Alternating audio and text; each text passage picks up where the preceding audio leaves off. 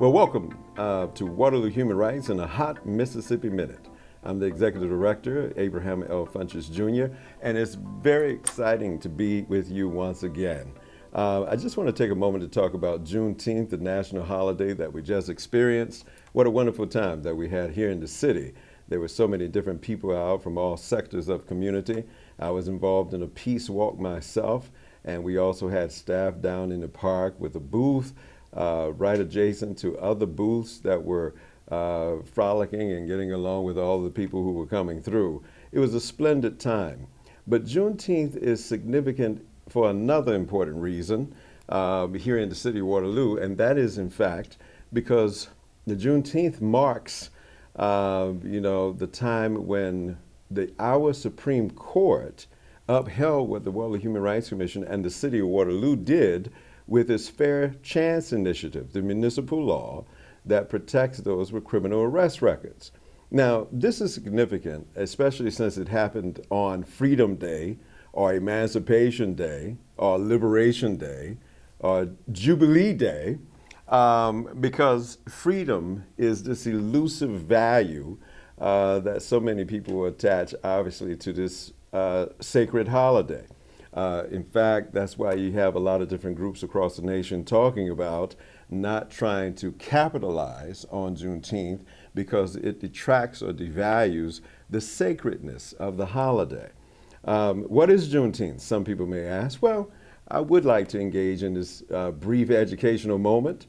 Juneteenth obviously is a holiday that celebrates liberation for those who were enslaved back in 1865. And as many of us know now from the stories that we've heard, Abraham Lincoln in mid-1862 signed the Emancipation Proclamation.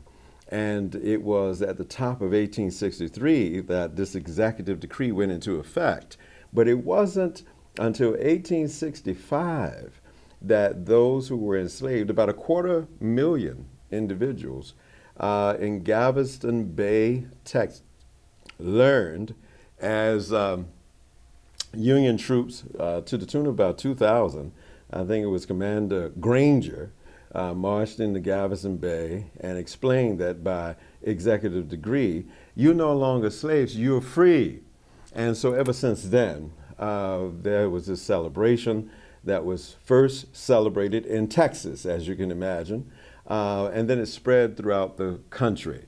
A man by the name of Ben Haith, of course, developed a Juneteenth flag that has the same colors as the national flag, but there's a star and a Nova-inspired starburst and a horizon in the flag that, of course, talks about the symbolic meanings of freedom, liberation for people who have been oppressed for quite some time.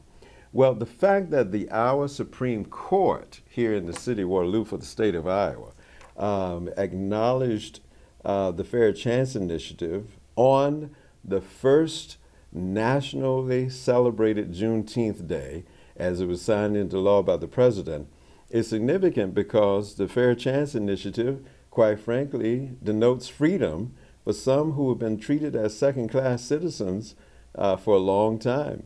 Michelle Alexander has talked about, the second-class citizenship in her book that talks about this newfangled social control called the New Jim Crow. Mass incarceration has, in many ways, served to pick up where the 13th Amendment left off. And perhaps you don't know this or not, but I challenge you to go and check it. The 13th Amendment says that we're going to outlaw slavery and involuntary servitude of all kinds except for the punishment of a crime. Well, that big exception opened the door for mass incarceration. And so for hundreds of years, decades of years after that, obviously, with newfangled Jim Crow laws and the slave codes and all of this other stuff to boot, and mass incarceration as we know about it in North America today, there are still millions of people, and millions of people as I'm talking at this moment in time, that are incarcerated because of that big exception in the 13th Amendment, except for the punishment of a crime. Those who have spent time in jail get out, and of course, they can't necessarily partake with all of the rights granted someone in a democracy like in North America. So they still struggle to get jobs. They still struggle to get housing. And they can't take advantage of certain benefits like SNAP benefits and what have you. Our Puerto Rican brothers and sisters, they're full tax-paying citizens because that is a U.S. territory. But instead of enjoying SNAP, they only enjoy NAP. They don't even get the S on the supplemental benefits that they experience over there. And of course, their worlds are complicated by natural disaster like hurricanes. This is the same issue that we have within the United States for those with criminal arrest records in some parts. And so the Fair Chance Initiative that I was just talking about, it gives those with criminal arrest record a second chance opportunity or a fair chance opportunity, because prior to this law, which is, quite frankly, in place in several jurisdictions across the United States, they would not get an opportunity to have a fair interview if someone, upon finding that they have criminal arrest in their background or a felony charge in their background, that their application is automatically tossed into File 13. With the Fair Chance Initiative, employers or hiring managers are to give everyone a fair interview, and then once a conditional offer is extended, then they can do the background check. Now, what does this do?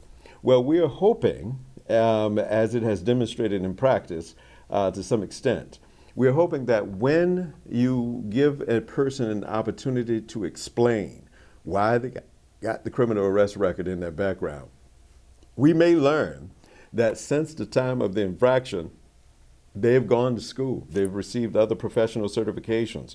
It was a long, long time ago, and there's a huge gap between when the criminal arrest record occurred at first and where they are in life today. And those explanations can mean all the difference in the world as to whether or not you want to continue to go forward with a candidate.